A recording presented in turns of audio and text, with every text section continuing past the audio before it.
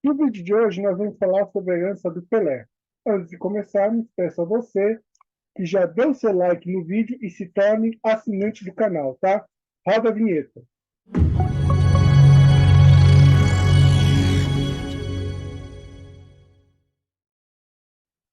O ano de 2022 foi um ano difícil, né? Tivemos inúmeras mortes importantes.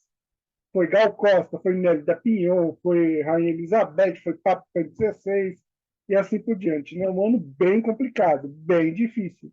E nos últimos dias do ano, né, faleceu o grande rei do futebol, Pelé.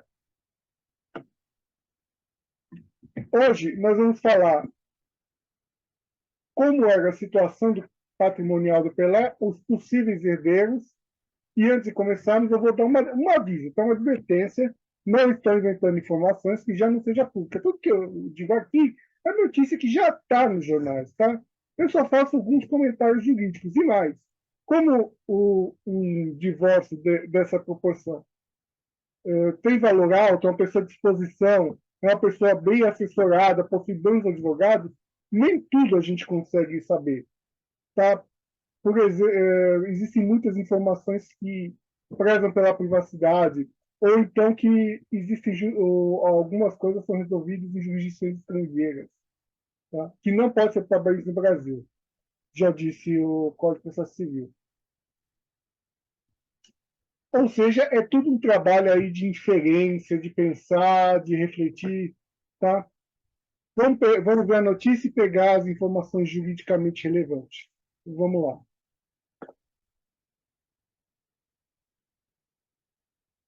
Viúva de Pelé não é herdeira do patrimônio do direito do patrimônio do rei do futebol. Após a morte de Edson Arantes, o craque Pelé não era o atestado de óbito, não deu detalhes do testamento deixado pelo jogador. Casado desde 75 anos com sua terceira esposa, Márcia Ock, a viúva não é herdeira por direito, de acordo com o Código Civil brasileiro. Tá? Isso porque o artigo 1641 estipula que a pessoa não pode escolher o regime de bens. É o regime de separação legal aqui. Tá? A quantia de 100, o patrimônio estimado em torno de 100 milhões de dólares, né, que é 20 milhões de reais, que deve ser dividida por 8 herdeiros diretos. São seriam 6 filhos. A primogênita, Sandra Regina, aquele famoso caso, né, que no, do reconhecimento de paternidade, que foi muito difícil para Pelé, né, que Pelé se recusou de toda forma e foi reconhecido aí por DNA, né. Ele tem 6 filhos, um, um sétimo filho falecido e 2 filhos. E essa filha falecida, a Sandra Regina, tem tem 2 filhos. Nós vamos entender, eu vou mostrar para vocês que todas essas informações serão relevantes. Tá? Os 3 casamentos, ele foi casado 3 vezes, né, o Pelé, e, e tem a irmã Maria Lúcia, e ter colocado possíveis colocado bens, né, a Rosemary, né.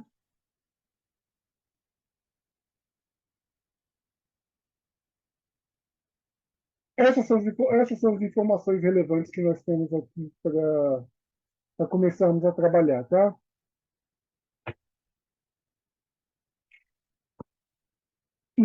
Quais são as 3 informações? Os 7 filhos, tá? 6 vivos e uma que não estava viva, a Sônia Regina. O fato de estar casado, já tendo, e esse casamento está ativo, tá? Não houve separação de fato.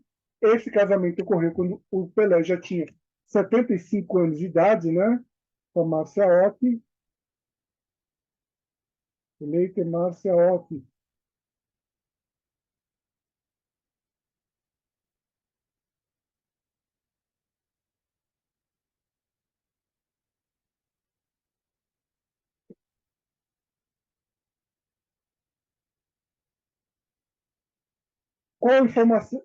Com isso, nós temos a maioria das informações que necessitamos para analisar como seguir um possível partilha do patrimônio de Pelé. Quase tudo. Qual é a informação que não temos? A existência ou não de testamento, tá? Isso não podemos analisar, por quê? Porque informação de privacidade na família. Vai sair, quando houver a partilha, se aparecer alguém que não está no testamento, vai, que não é o filho da advocação hereditária, essa pessoa vai acabar aparecendo, tá? Por enquanto ele não apareceu. Agora eu vou perguntar, o que é um testamento? Testamento é um documento que indica que uma pessoa pode deixar até metade do patrimônio para a pessoa ou pessoas indicadas no documento, tá? Quer deixar menos para a esposa e para os filhos? Pode fazer testamento. Quer fazer uma herança desigual? Faz testamento. Mas sempre com menos da metade do patrimônio. Isso precisa ser feito com o advogado, tem que ser pensado. A advocação hereditária tem que ser estudada, a situação da pessoa tem que ser pensada, tá? E o testamento, tem várias formas de testamento, não vamos nos alongar aqui, mas o único testamento que eu quero que vocês, que eu quero que eu aceito que meus clientes façam é o testamento público, que é o testamento feito em tabelião de notas, tá? Com duas testemunhas registrando tabelião de notas. Esse testamento, em vida, ele é reservado. Ele não pode ser consultado em vida.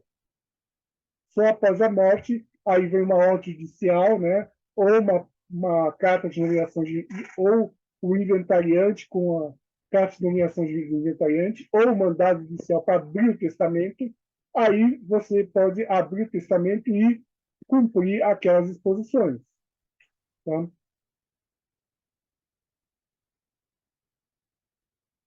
Vamos, agora nós temos os dados, temos as informações.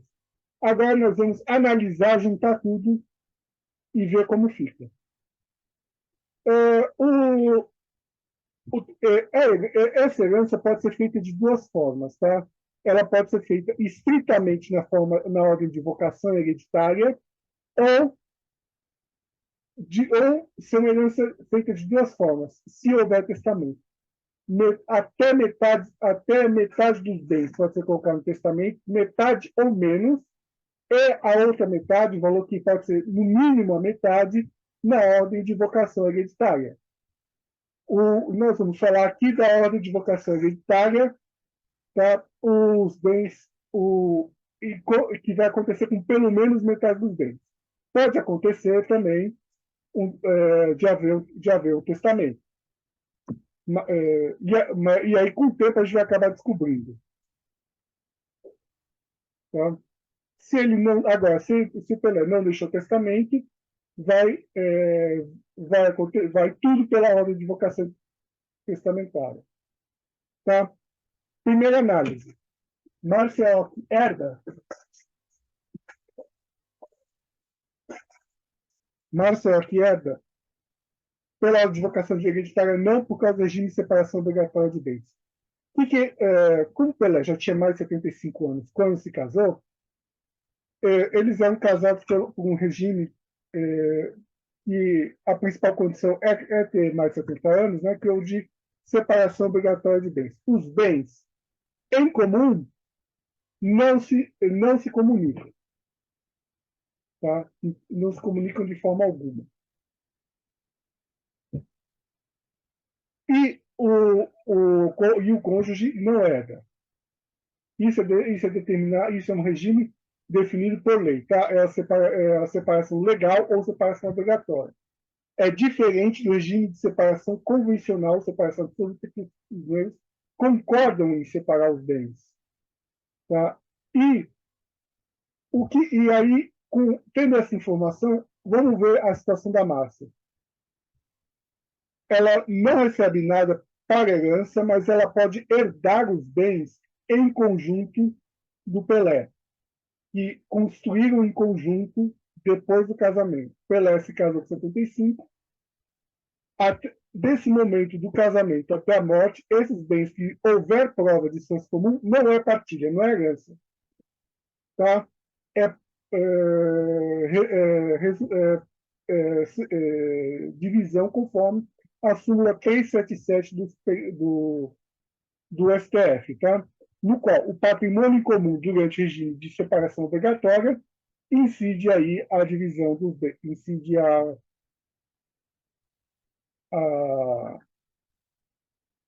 incide aí a parte no regime de separação obrigatória de bens, aí os bens em comum, esses bens em comum serão repartidos e não são base de cálculo para o IPCD, tá? Agora, vamos ver a ordem de vocação hereditária. Márcia está fora. E está fora pela lei, em condições normais. Dá até para corrigir com boas estratégias de planejamento sucessório, tá? Ele tem 6 filhos vivos e uma filha falecida. Quais são os herdeiros necessários? São 7. 1, 2, 3, 4, 5, 6, 7. Peraí. O 7, a Sandra não está viva. Nós já vamos entender. Por ficção jurídica, todos os filhos, mesmo que falecidos, entram para a divisão. Os 6 filhos vivos. O que acontece com os 6 filhos vivos? Eles herdam por cabeça. O patrimônio vai ser dividido por 7 e cada um desses filhos vai receber 1/7 da herança. Tá? 1/7 do espólio vai para cada um desses filhos. Isso se chama herança por cabeça. Agora, nós temos que pensar os 6 ainda vivos. Agora temos que pensar o 7º. A 7ª, que é a Sandra, que já faleceu, deixou 7 filhos vivos.